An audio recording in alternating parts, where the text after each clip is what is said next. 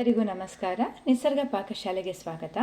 ಇಂದಿನ ವಿಡಿಯೋದಲ್ಲಿ ವೆಜಿಟೇಬಲ್ ಬೋಂಡ ಮಾಡೋದು ಹೇಗೆ ಅಂತ ನೋಡುವ. ನಾನಿಲ್ಲಿ ಸ್ವಲ್ಪ ವೆಜಿಟೇಬಲನ್ನು ತಗೊಂಡಿದ್ದೇನೆ. ಕಟ್ ಮಾಡಿದ ಬೀನ್ಸ್, ಕ್ಯಾರೆಟ್ ಮತ್ತು ಬಟಾಣಿ ಕಾಳನ್ನು ತಗೊಂಡಿದ್ದೇನೆ. ಹಸಿ ಬಟಾಣಿ ಕಾಳನ್ನು ತಗೊಂಡಿದ್ದೇನೆ.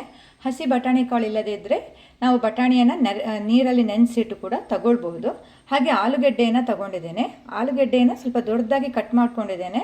ಹಾಗೆ ಸಿಪ್ಪೆ ತೆಗೆದುಕೊಳ್ಳಿಲ್ಲ, ನಾನು ಬೇಯಿಸಿದ ನಂತರ ಸಿಪ್ಪೆ ತೆಗೆಯುವ ಅಂತ ಹೇಳಿ ಇಟ್ಟಿದ್ದೇನೆ.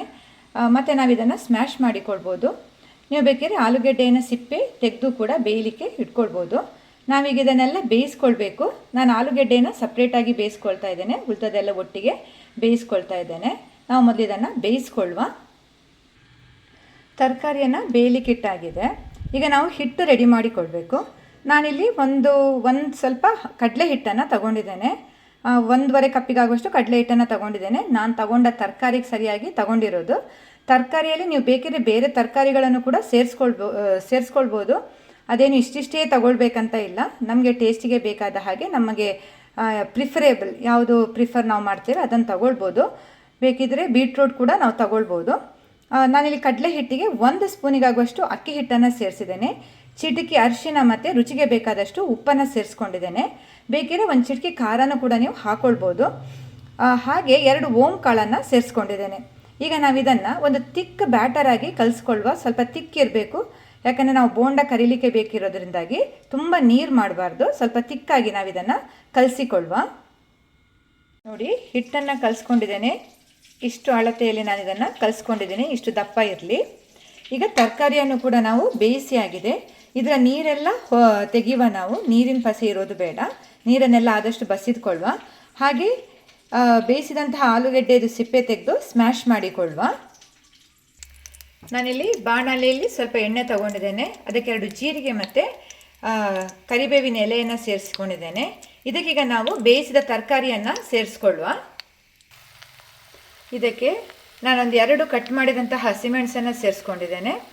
ಅದು ಖಾರಕ್ಕೆ ಬೇಕಾದ ಹಾಗೆ, ಅದು ಆಪ್ಷನಲ್ಲೇ, ಬೇಕಿದ್ರೆ ಸೇರಿಸ್ಕೊಳ್ಬೋದು. ಒಂದು ಅರ್ಧ ಸ್ಪೂನ್ ಅಚ್ಚ ಖಾರದ ಪುಡಿ, ಅದು ಕೂಡ ನಮಗೆ ಖಾರಕ್ಕೆ ಬೇಕಾದಷ್ಟು ನಾವು ಸೇರಿಸ್ಕೊಳ್ಬೋದು. ಚಿಟಿಕೆ ಅರಿಶಿನ, ರುಚಿಗೆ ಬೇಕಾದಷ್ಟು ಉಪ್ಪು ಮತ್ತು 1 ಚಿಟಿಕೆ ಇಂಗನ್ನು ನಾನು ಸೇರಿಸ್ಕೊಂಡಿದ್ದೇನೆ. ಇದನ್ನೆಲ್ಲ ಒಮ್ಮೆ ಚೆನ್ನಾಗಿ ನಾವು ಮಿಕ್ಸ್ ಮಾಡಿಕೊಳ್ಳುವ. ಹಾಗೆ ಕೊನೆಯದಾಗಿ ಕೊತ್ತಂಬರಿ ಸೊಪ್ಪನ್ನು ಇದಕ್ಕೆ ಸೇರಿಸ್ಕೊಳ್ಳುವ. ಬೋಂಡಕ್ಕೆ ಬೇಕಾದಂತಹ ಪಲ್ಯ ಈಗ ರೆಡಿಯಾಗಿದೆ. ಇದನ್ನು ನಾವು ತಣಿಲಿಕ್ಕೆ ಬಿಡುವ.